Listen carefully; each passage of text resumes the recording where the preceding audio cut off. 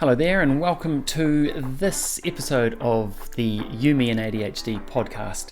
We've just wrapped a classic interview with David Buckingham, an employment relations consultant based in Queenstown.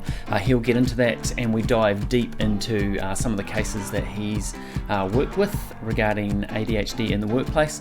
Great conversation that we really only just scratched the surface on, so we're definitely going to have David back on the podcast very, very soon. We talk about rebranding ADHD. We talk about the implications of ADHD in the workplace, reasonable accommodations that employers could and possibly should be making as just a right and an obligation. We talk about medication. We talk about the implications of disclosing a diagnosis of ADHD. What do we do? We talk about discrimination. He dives into a wee bit on micronutrients, all sorts of things, external validation, lots and lots and lots of stuff. I'm fidgeting, and I've deliberately made sure it's outside of camera. Hey everyone, welcome to this episode of You, Me and ADHD. I've got a ripper for you today in the form of David Buckingham. He is a Queenstown-based employment relations consultant, proudly ADHD positive, and I think also very proudly, given we've just come out of lockdown here in the South Island, me being in Queenstown, me being in Dunedin, Queenstown is where David's based, and he has managed to lose 10 kg over lockdown, which is unheard of, I would say, bucking the trend, which pretty much uses part of your name. Hey David, welcome along to this great episode. To be here. Yeah, look, great to be here. Tell us a wee bit about your background and how you got into what you do and how that relates to ADHD. Yeah, absolutely. Look, I was somebody who didn't quite come to terms with my ADHD until a little bit later in my career. I actually was diagnosed quite young, around about 13, by a pediatrician. So we knew that it was there, but I hadn't quite gone through my own journey of accepting that was, part of who I was, and part of something that I can manage and accept. There was always a sense of this is a deficit, rather than, it's inherent in the name, which is really something we might just have to rebrand eventually. But it was the sense of this something wrong. And as I progressed through my career, I actually came to terms with the fact that this is just a little bit like a different operating system or a different file management system. So I come from the computer sales world originally when I came out of my degree. I interestingly did a degree in psychology in my undergrad. But when I came in, I went straight into the IT sales field. If we use the analogy with ADHD, when a computer has a range of different file systems and processes of encoding information and processing information. And that is, it's as diverse as you get. So even if you have a different operating system or a different storage device, the way that information is encoded, is entered into that system and then processed, is going to be slightly different. And they've all got their advantages and disadvantages and trade-offs between them. But often those storage systems or that processing system is designed or fit for a particular purpose. Yeah. And when we look at the range of different ways that brains are wired out in the community there, when we think about what we might call normal, which is just really statistically normal, is not necessarily optimized for different tasks.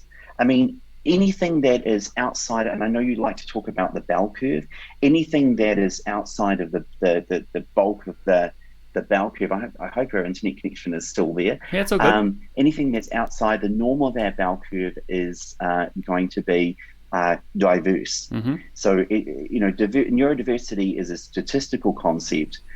What it doesn't realize, what often when we have these conversations we don't appreciate, is that anything that is particularly outside of the norm may not be mainstream optimized, but it might be optimized for a particular other set of tasks. Yeah. And so what we need to do is reframe this conversation to say that what we have is ADHD positive people is a brain that's optimized for certain processes, for certain tasks, for certain environments. And it's not about whether or not we are good or bad or live in a deficit or not. It's about whether or not our environment is serving us and whether our adaptations to our environment is serving us. Yeah. And so the frame of the conversation we need to have needs to be totally based upon how we adapt to the environment and that we adapt our environment to ourselves. So I went through a period where I was in the IT industry. I hadn't quite adapted to the organizations that I was working in. I hadn't quite adapted to the tools and processes that those exacting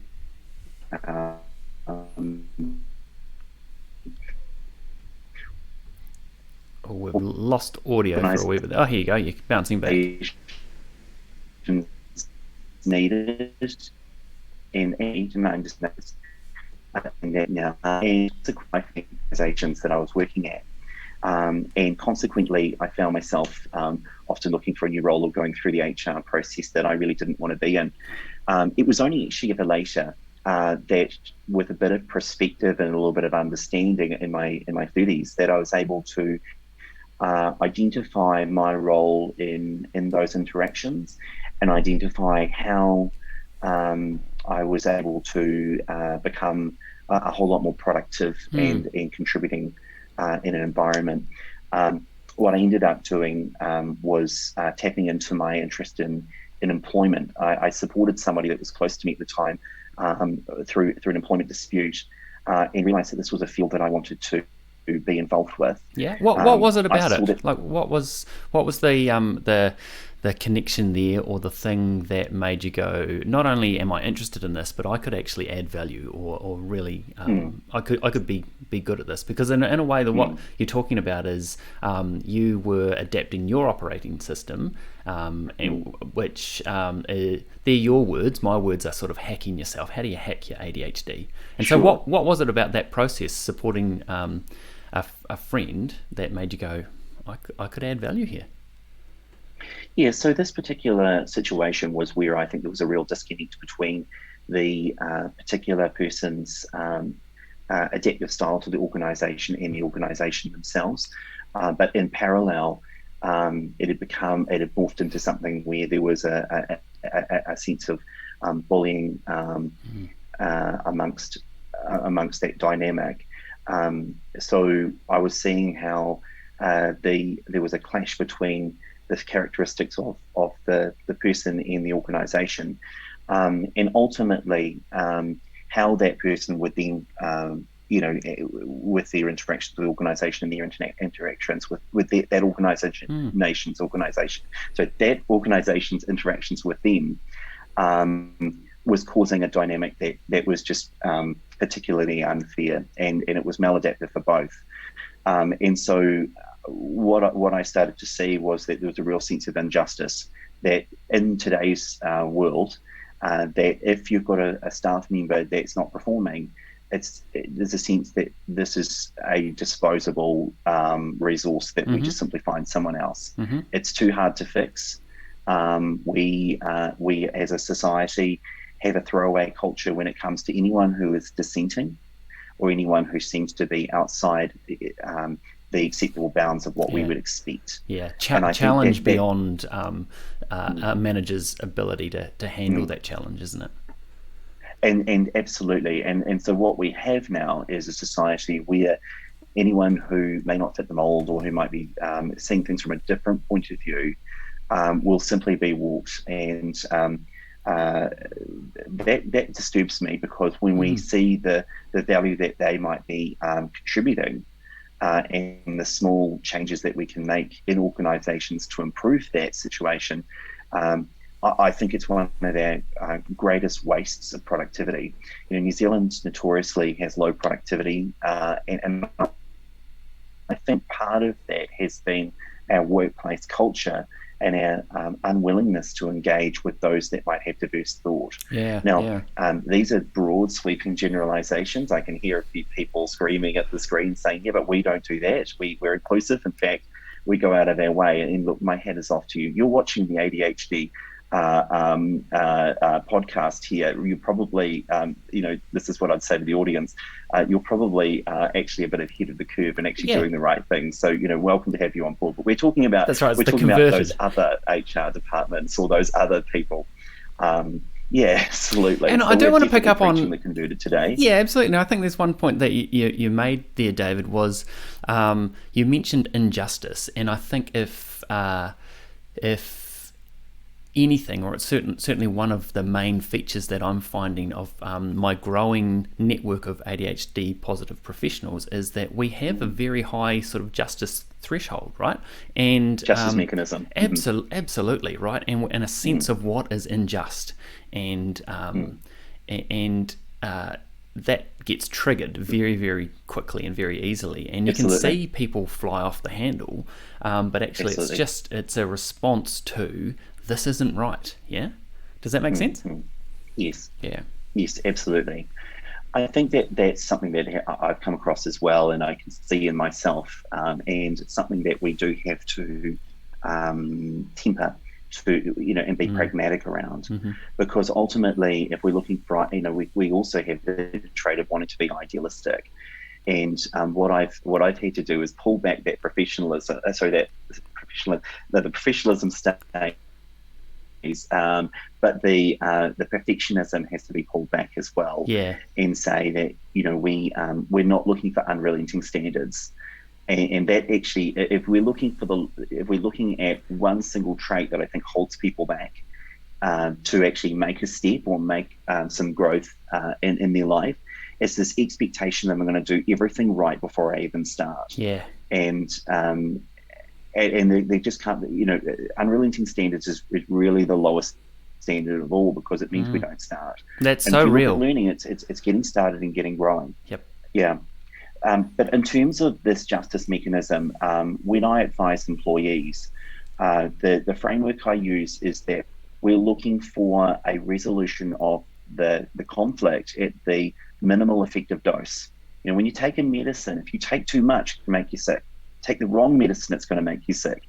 And there are times when we can become so blinded to the sense of we've got to be right, that actually we've got to look at what's pragmatic and what's within our resources, and know that there's a certain battle that's ours and there's a certain battle that's not ours. But I say look for a sense of justice at the minimal effective dose. What is it going to be to get closure on a dispute that you have?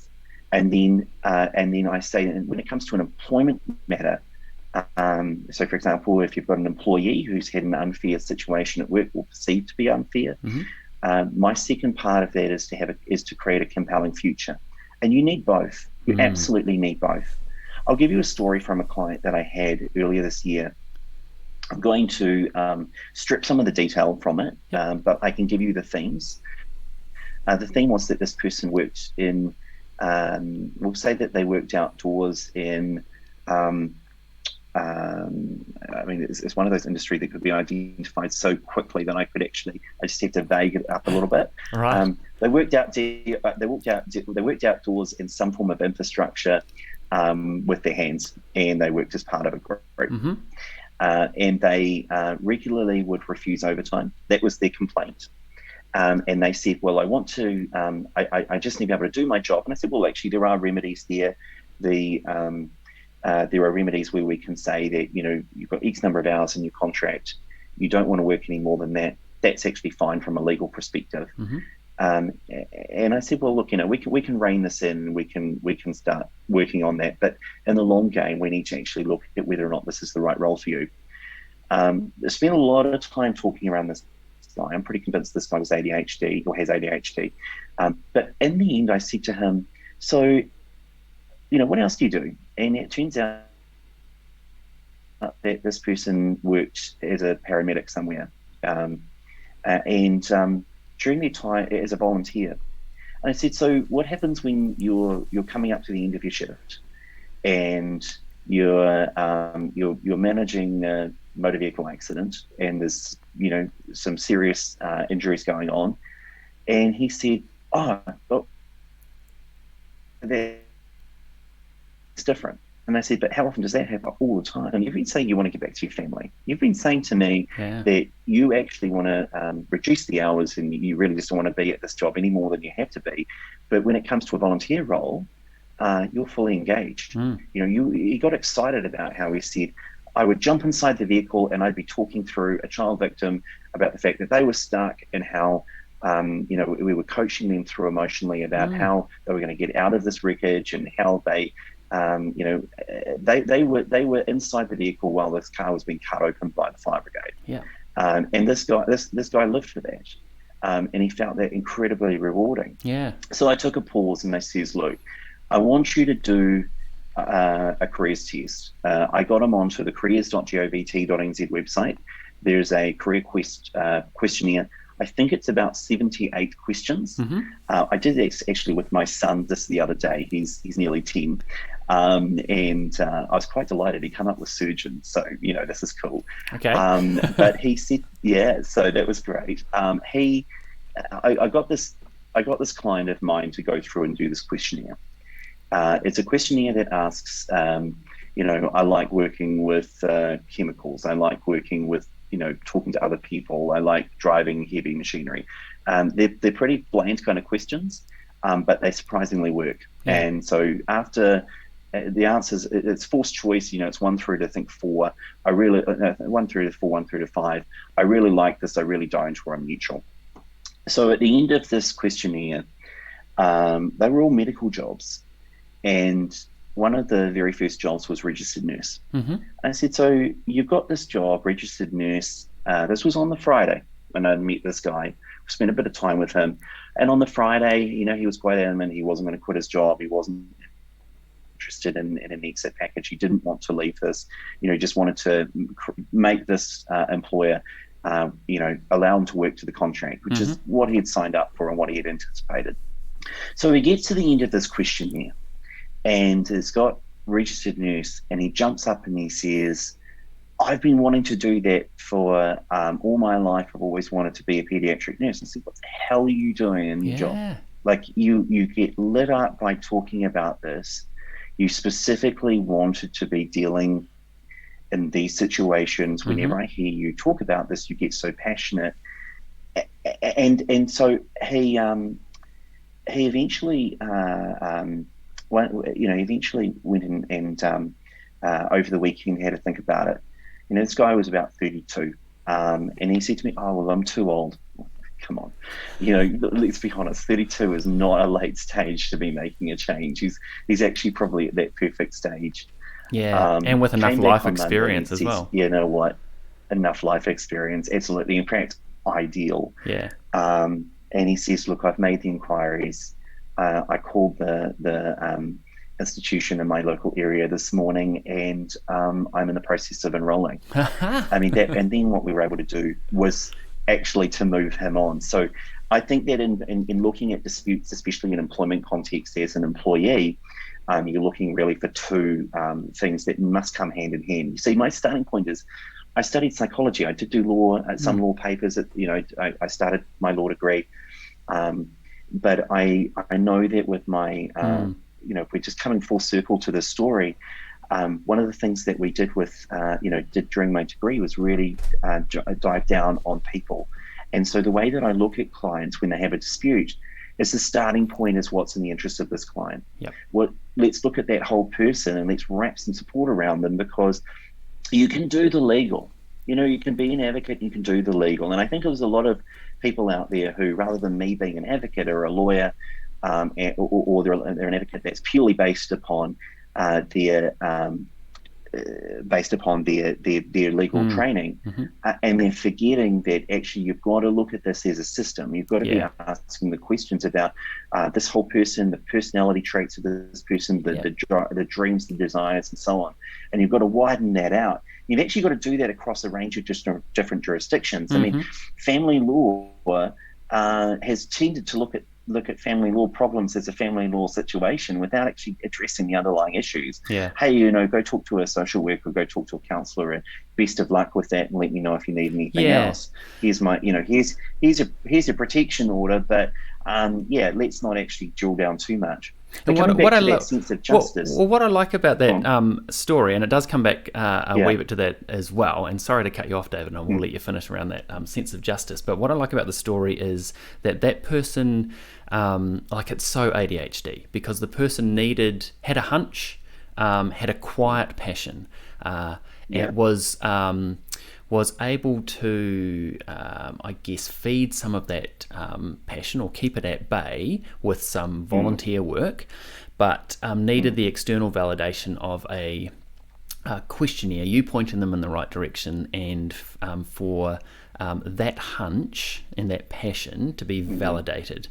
You'd be great as a nurse, all right? And then there's that impulsive action. It's like, it says this, I've always wanted to do this. This has given me permission. Yep, I'm out. We're doing this. Yeah, that's right. Into it. Absolutely. That's magic. I love it. And we were able to, we settled that matter and moved on. Yeah. And that usually involves confidentiality and all that kind of thing, which is why, unfortunately, I have to vague a lot of these stories out. Yeah, that's cool. I'd love to tell you the detail, but I can't. But yeah, and so with that sense of justice, we have this exacting standard, but we've got to be able to work outside of, what do I really want in this? What's my actual goal? Because, for example, you can have a employer that makes a mistake, and sometimes they do. In fact, I wouldn't have a job if they didn't. But as do employees, by the way, as do employees. But we need to be able to actually say, well, what is it actually our goal? What does satisfaction look like? What does the resolution of this problem look like?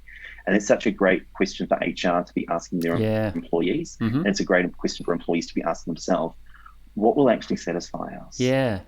Tell me, what's your take, David, on should people with ADHD, especially so if they have a confirmed diagnosis, should they declare or divulge that to an employer? It's a question of judgment in that situation.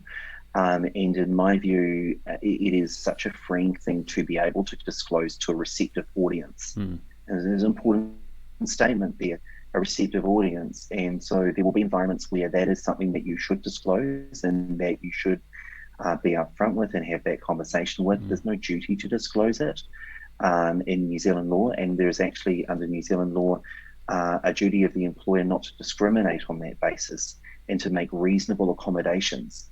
But that said, I think that we need to make judgment in certain circumstances as to whether that is something that is going to be received well. There are employers that, I've got one employer that I'm taking to task at the moment, where I'm instructed that when that employee disclosed that he had ADHD and that was affecting his work, the response was, well, it's no excuse. Now, those are my instructions. I wasn't there. And that's a really sad thing to see. Yeah. But it'll really depend on each person's judgment as to how that's going to be received, because there will be people like us who will be, okay, that's great, let's just talk about accommodations. If I get a disclosure of any condition at all, then my real conversation is going to be, okay, well, that's fine, well, let's figure out if there's ways that I can adjust the organization, the organization or my processes. Which is the conversation. Yeah, so that's about how can we help you be your best. And that's what those accommodations Our disorder are about. Is silent. Yeah. Look, if you look at me and you look at you, unless you've got quite a bit of training and that you know quite a lot about psychology, then you won't spot it. You might meet you or might meet me. Unless you're wearing a t-shirt. Well, you might wear a t-shirt, but then if my mentor is blind and really productive guy, does a huge amount of advocacy, incredible contributor to society, somebody I deeply admire. Kevin is blind. Now, if I go and take him anywhere, it's very obvious that he's blind. There's no question as to his disability, and there's no question as to the accommodations. Yeah. But let's say, for example, that we have somebody with ADHD. Those are behavioral, they're cognitive. How do you describe to somebody that you have a dopamine deficiency in the prefrontal neocortex of your brain, and what the implications of that will be? Most people don't even know we have a prefrontal neocortex. Most people don't really know what dopamine does, and they probably won't understand what executive functioning involves and what the implications of that. No. It's just not contemplated. And understandably, I'm not expecting that the world needs to accommodate every person all of the time, but it's something that, for the right receptive audience, absolutely. There are going to be switched on HR practitioners, going to be great bosses who are going to go, oh, yep, that's cool. I've got a friend's son's got it and I know a little bit about that. You let me know, let's have a conversation about what we need. The flip side to that, of course, is it's really about being able to communicate what our rider is. Now, a rider is when the rock star goes to the concert and they've got a long list of things that they need. You've got your technical rider, and you've got you've really just got your fun rider, if you will. So one of the most famous is a big bowl of blue M&Ms, sort of thing. So we need to have a really clear view. The first starting point for us is to have this self-knowledge to know what do we need, and actually communicate those needs. Because if there's simple adaptations that can be made for a range of disabilities, that are, we can think of the physical ones, a wheelchair ramp, a desk that is of a certain height. We can talk about that in terms of physical disabilities, that we might need a computer that's got a larger screen, or it's got some screen reading software, or a whole range of things that are really obvious. And we wouldn't dare want to discriminate against somebody who's got such an obvious disability. But then, the person's got diabetes. Hey, look, I need to take my lunch at 12, even if I eat a piece of fruit and get back to the desk at 12 o'clock. I need to go and take 5 minutes out to go to the bathroom. I don't have diabetes. I'm just giving an example. But with ADHD, I think that because we're still in the early phase of acceptance and of communicating who we are, that there's a real struggle for us to even know what we need. And so our starting point is actually not just communicate ADHD, it's actually to say, well, what does that mean?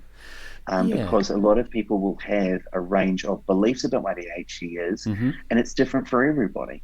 And I think a lot of those beliefs, some of them are myths, some of them are very real and valid, some of them are blown out of proportion. I think the focus is on the negatives rather than the positives that we have and can display. So where do you sit in terms of, say, medication? So, for example, if you're blind, like you say, you have a clear, it is obvious what the disability is, and you can't take medication for that, right? However, there is some people have the option of taking medication for their ADHD. Now, does that then remove an employer's requirement or obligation to make those reasonable adjustments, or is it purely on the individual to manage that? And what if they get prescribed medication and choose not to take it? So medication is a personal choice, and I support people's right to both access that medicine and to be able to say no to it. So that's my starting point, is personal autonomy. What we know is that actually medication overall is really effective at helping people to manage the symptoms. And so anyone out there who's right on the verge of do I take medicine or not, I would strongly encourage them to explore it and try it and work out in conjunction with their professionals what's right for them. Yeah. But I look, the New Zealand Bill of Rights Act, says that we've got the right to refuse treatment. The Human Rights Act, in an employment context, actually makes it unlawful for an employer to discriminate on the basis of our ADHD and on our medical treatment status. So an employer in this context cannot force us to take a medicine. Now, this is actually an interesting debate that we're having in society at the moment around the vaccine rollout for COVID.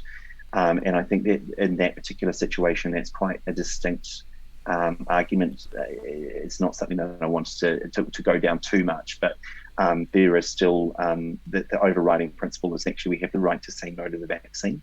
I'm fully vaccinated. I have 2 Pfizer shots, but ultimately it's not right for everybody, whether that's their belief system or whether that's their personal beliefs. But there's their medical situation. But the right to say no is very important to me, because autonomy matters. But in terms of an employer starting down the track of requiring an employee to take medication, I would consider that to be a very serious crossing of the line, in my view, and one that is not really appropriate. They're not, unless they're, in fact, even if they are qualified, it's not their position to do so. I haven't been in that situation, but in terms of medicine, there's a range of different treatments for ADHD. Medicine is often very, very effective, but does it bring us back? Does it take away who we are? Does it take away that divergent thought? You wouldn't want to.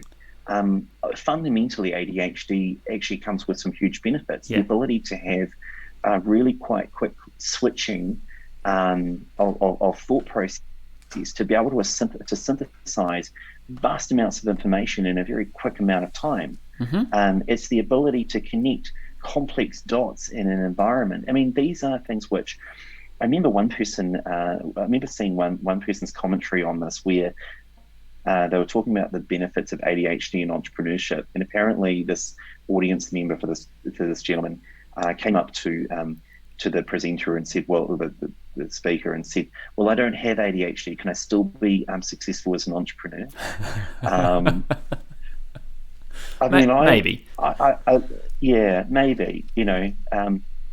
But there's so many traits that actually allow us to be able to look at things in so many different ways, that it's simply different. It's a different file system, and we simply need to build a team around us that, if there's things that we don't particularly like doing or that we're not organized in, I agree. Like anyone else, our self-awareness. If we look at the most important trait for a person's success, it's self-awareness. We're going to have things that we're going to excel at as people who have ADHD, and we're going to have things that we need to build a team around. But actually, the same thing happens with everybody. There'll be people watching who are introverted, and there will be, and they might be entrepreneurs and introverted, or professionals that are introverted, and they'll build a team around them that are quite comfortable having this conversations on their behalf. There'll be people who, I often think about people as either really preferring language or really preferring maths. And those that do both, well, they're weirdos. But they don't exist, do they? But they're weirdos, right? Yeah, there's the odd one out there. But we kind of I sort of see it kind of really dominant in one or the other. And so we need to take away this deficit model and this medical model of it being something that is somehow a bad thing. I love this because you're looping back. So you very early on in this conversation, David, you talked about rebranding ADHD. What would you rebrand it to, or what would you highlight in terms of if you were to give it a new name, a new label? That's such a great question. I think that's such a great question.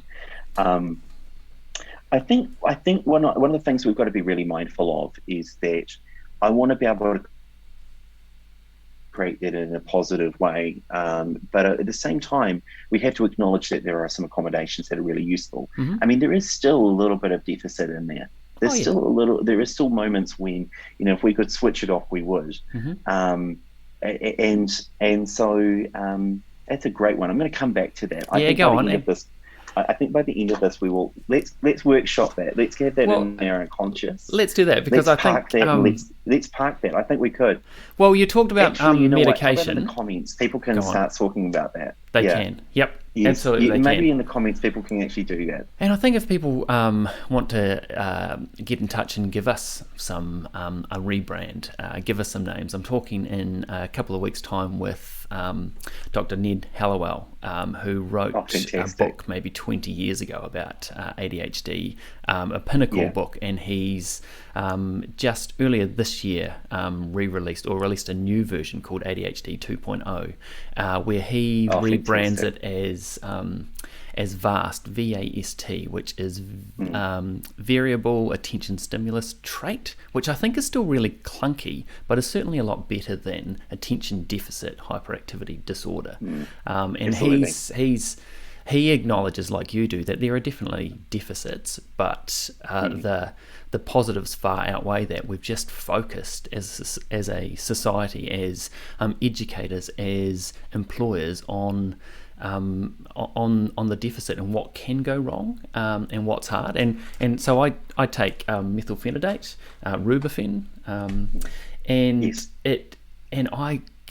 I don't take it every day, and I don't take it on days when I'm delivering certain things or need to be genuinely myself, which is very much interactive and aware of what's going on, because what I find is it does dumb down some of my senses. I don't feel like me, and a lot of the work that I do, I really need to be like my state really matters, and it certainly it allows me to not so much focus, but some of the distraction is taken away, and there's a big difference between being distracted and being able to focus. But it also dumbs down that creativity, and I understand what you're saying. And the quick, like the shoot from the hip sort of thing, and I just don't like that. It just doesn't feel like me. However, when I do take it for days when I need to concentrate, it's magic, and I certainly notice the difference. Oh look, I've tried everything in the pharmacy. I literally tried everything in the pharmacy, and in fact, I can go further than that, because I was part of a Canterbury University study into micronutrients as a treatment for ADHD. I was a participant in that study. Tell us about that. The theory went that if you had a broad base of micronutrients in very, very high doses, that it would assist. I found some improvements, and I did notice that it helped. I think that it was. I think the study actually did get published in a Tier 1 journal and did find a statistically significant result. Wow. My personal view, however, is that the stimulant medication is quick, it's fast, and it works. So it is incredibly helpful. And unlike you, take it on the days when I feel that's adaptive, and I try not to, or just simply don't. It's actually really interesting. One of the biggest criticisms is that it's somehow addictive, and that's actually really funny, because as somebody with ADHD, we tend to forget things on occasion, and occasion. That's being polite. Let's talk about euphemisms here. There are times when we use lots of systems to remember things and processes to remember things and to create order in our lives. And one of the things that is actually really interesting with this idea that it's addictive is, if it's so bloody addictive, why the hell do we always forget to take the medicine? Well, exactly. Exactly. And when it's right in front of our face and we just don't see it. Yeah. So actually, I think it's really helpful, because when you actually, what is ADHD? It's a deficiency in the prefrontal of dopamine, the prefrontal neocortex of our brain. A lot of our behavior is actually to compensate for the fact we haven't got enough. So prefrontal neocortex right here, this bit here, it's our thinking about thinking, it's metacognition, it's our self-regulation, it's our, now I'm messing up my hair. It's our self-regulation, it's our ability to manage ourselves. Now those things are all regulated by something called dopamine, and we just don't have enough of it. It's why we drink too much Coca-Cola, energy drinks, and then we go to the other extreme, we have too much, and then we crash. So realistically, it's about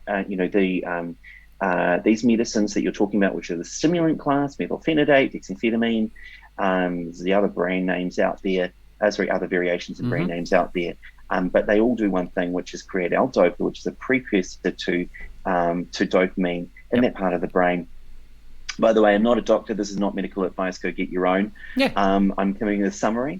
But and if they say something different, then go by what they say. But essentially, we are doing this to lift up those levels. It's pretty instant hit, 20 minutes and it's working. But what it's doing is that it's creating an equilibrium. Yeah, so that's that we're exactly able right. to have that calm. And but that said, there are other times when actually having that deficit and having to compensate for that deficit is the basis of a lot of our creativity. Yeah. And this huge relationship between ADHD and creativity. There's a whole. Trait is when we talk about, and I really like what Edith Howell talks about with traits. By the way. And he's been talking about that for a while, where he puts that into the sphere of personality rather than in the sphere of the medical model or an abnormal psychology model or psychiatry model. Yeah. And I think it's actually in many ways correct. I mean, biological differences in levels of extroversion are biological. So your extroversion, introversion, which is probably one of the most biologically marked personality traits. It's part of the big 5 personality cluster. When you look at that particular trait, there's really actually 2 systems. There's your extroversion, which is essentially an activation system, and you've got your introversion, which is an inhibition system. They're working, almost like as a brake and an accelerator.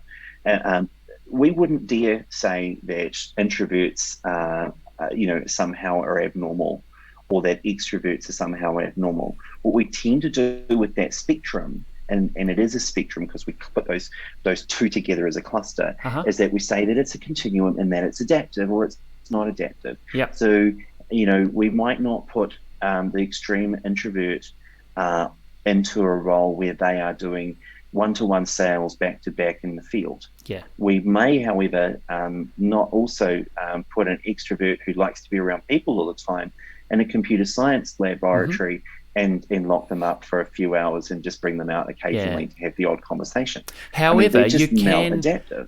But you can act out of type, right? And you can behave in ways that are opposite to what you are, biologically predisposed. And that's the same with ADHD. It takes effort, right? Which is why the masking of traits and symptoms and behaviors and desires and distractions, it all takes a lot of mental and sometimes physical energy, and also behaving in ways that other people, or we think other people, expect us to behave as well. That takes a hell of a lot of energy. I'm so glad you're talking about this. So what you're talking about is how people acting out of type, you see that, and if we use an analogy, take the introvert. The introvert who gets really good at public speaking, who gets good at managing social interactions because they're planned for it. And as people with ADHD, and let's call it a trait because it's how I see it. If we have an ADHD trait, and we have that cluster, we actually have the capacity to go to the other extreme, and we start planning those things, where we start creating adaptive strategies, and they often take a huge toll on us. I mean, most of the time, if you looked at my desk here, you looked at my practice, you wouldn't realize that I had ADHD. Most of the time, people talking to me wouldn't have a clue, because I've actually gone out of my way to create enormous amounts of structure, strategy, and organization to make this happen. But that doesn't mean that doesn't take an enormous personal toll on me. And so ultimately I have to, get support to be able to maybe get others to do the things that I don't want to do. Yep. But you're right, people are creating their counter strategy to deal with that. And that often creates the most beautiful pearls. Think about the oyster that creates these pearls. It's a tiny little piece of sand inside the oyster. And as time passes, the oyster creates this pearl that becomes so spectacular and so beautiful. And it was actually a compensation to pain. there's a compensation to an agitation. So our coping strategies, and often are the most spectacular things that we create. And you see that across the spectrum of other conditions, where the person who becomes blind, for example, where their brain rewires that. So just give you some brain background. The very back of our brain is our visual cortex. It's a very large area. It's probably one of the biggest areas of our brain. Takes up massive real estate, huge resource to process the visual information that we have. If you lose your sight, it's not being stimulated. And the rest of the brain will actually start to march into that territory and set up camp. And it starts using those regions to be able to process sound. You start finding an MRI of somebody who is blind, or will start showing that their sound is being processed in the visual cortex. They'll find that their sensory experiences are being processed in there. So you'll find that somebody who is blind, for example, will suddenly have incredible geospatial abilities. They'll start having incredible physical sensations, where they can make distinctions between physical sensations that we just don't. Their hearing becomes incredibly acute because there's more regions of the brain processing more information, and they're becoming more dependent. There's not a distraction. So our brains have an infinite ability to rewire. We have an infinite ability to learn how to manage our own attention. And some with ADHD actually start to have pretty superhero powers about through their adaptations, where they become so aware of their attention, they become so aware of their environment, that their performance actually outpaces those that don't have it. And ultimately, it's like we almost in their childhood have a real disadvantage. But as adults, as we navigate through it, it can become, the other extreme, where performance outstrips what we would have had if we didn't have it. And that's similar to the child at school who gets bored because the stimulus isn't there, and so they fidget or become disruptive, or their brain is working quicker and they've got the answer quicker, and so they shout that out because they just can't wait, and also because they know that in a couple of seconds, if not quicker, that thought is going to go, and so it has to go. We've got to fire that out. And so as we grow into adults, I think similar behavior, like we learn to mask and hide and even control and manage those desires and that need, but also what we're doing is we're dampening down an innate trait and some abilities as well that we are told are unprofessional, are childlike, which could actually really benefit. I'm fidgeting, and I've deliberately made sure it's outside of camera. Right. Okay. So I play with this wire. I've got drumsticks behind me and a drum pad that I tap with when I'm coaching. I wear beads simply so I can play with some stuff. All sorts of things. Like it's ways of managing it. But you're right. So it's away from the camera, and that's what we're doing. Is we're constantly showing people how we want to present and how we believe that others need to see us. However, behind the scenes, you don't know what it looks like behind my camera. I know you've got a nice tidy workspace, but there's... Well, I have today. Well, there we go. Okay, but we go through bouts of that, don't we? So I think part of the conversation is that, and we'll wrap up soon, David, but I think part of the conversation is that if you feel and recognize that the culture is one and the leader or manager is a person who is open to nurturing you as a person, then disclose. I would probably say if you feel that's not that place, then don't go there, don't start. Absolutely. However, it's definitely a conversation, right? And it's two-way. Like, are people willing to make accommodations that enable you to be your best self? And are you willing to manage the things about yourself that may get in the way, but also be open to amplifying the stuff that allows you to be who you are? And so it comes back to your call of self-awareness is absolute key. We've got to get to know ourselves a lot better. One of the things that actually for another podcast is around how do you manage the situation when you're either performance managing somebody with ADHD, or you are being performance managed, or you're supporting someone who's being performance managed. So that's definitely, if you are in that situation, that's definitely a time to reach out to me urgently.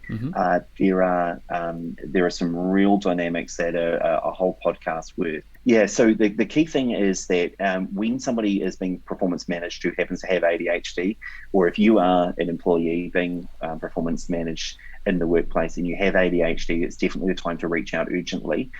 There are some really clear laws that are starting to emerge that a person's ADHD needs to be accommodated in the way that performance management takes place. One of my concerns is that traditional performance management actually exacerbates ADHD symptoms, and there are some interventions that we can do that can pull that back. So there is need for, for example, we're thinking about, sort of some chronic lateness and a little bit of disorganization.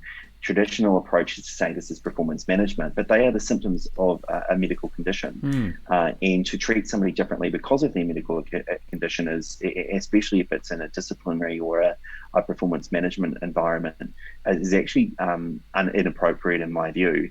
A better approach is really to say, well, let's look at the underlying causes. And there's actually two cases I can point to, OPI and police, and I'll get this one. It's actually written down, FGH and RST. This parties are suppressed, so it's a combination of letters. But FGH and RST, I always have to look at that. Have really discussed where a person's either ADHD or their wider symptoms need to be explored to look at the underlying causes of performance. And that's really a leading consideration that we need to go and explore in great detail. Is ADHD gone wrong in the workplace? It's not really a topic we like to talk about, but it's real. It's in my industry. But in the meantime, you just need to reach out to me if that's the situation you find yourself in. So how can people get in touch with you, David? Where do we find you? And if people want to talk to you about a specific issue or just find out about the work that you do, where do we find you? Absolutely. Currently rebranding. So current website is www.queenstownadvocate.co.nz. And you can reach me there. If I've rebranded by the time you watch this, you will be able to redirect from that website. You're welcome to give me a call, email. I'm pretty responsive. So, and we can organise a time. I don't mind where you are in the country or around the world. You can call if you just want to have a chat. But yeah, pretty accessible, and would love to hear from you. Brilliant. Hey, David, thank you so much for your time on the podcast today. It's been fascinating. Like I say, we're definitely going to get you back on again. It would be great to chat deeper and delve further into some of that case law and specific examples that you've worked with, and give us a bit of an update on what's been going on in a few months' time. But look, again, thank you so much. This has been invaluable. I think our watchers and listeners are going to get a lot out of this, and I really appreciate your time and how candid you've been as well. But also, what's very clear is you're really personable, and I love your well, no, it's great, because I think the point is to be able to relate to someone, and a smiling face and someone who has lots of anecdotes and stories in order to tell something a different way is really, really relatable, and that's come through here on camera and in the previous conversations we've had on the phone as well. So keep fighting the good fight and doing what you do. Thanks for that. Really appreciate your time, and we'll speak again soon. Well, there you have it. Thanks so much for listening to this episode of the You, Me and ADHD podcast. My hope is that it's been worth your time, of some value, that it's been interesting or even enlightening, perhaps. Hey, if nothing else, I hope it's been entertaining. I really appreciate you showing up. You see, I really want to do some serious damage to the stigma and stereotype that ADHD is bad, that it's wrong, and that those of us born with ADHD brains are somehow broken, because we're none of those things. And you can help with this too. If you were to like, comment, or even share a link to any one of these episodes or the entire podcast, just to one person, I'll be a happy little ADHD camper. And I love camping. I do. So thanks for stopping by. I hope to see you soon. Stay in touch. Get in touch in any way you feel the need. and I look forward to chatting. Until then, peace, love, and heaps of impulsivity. Take care.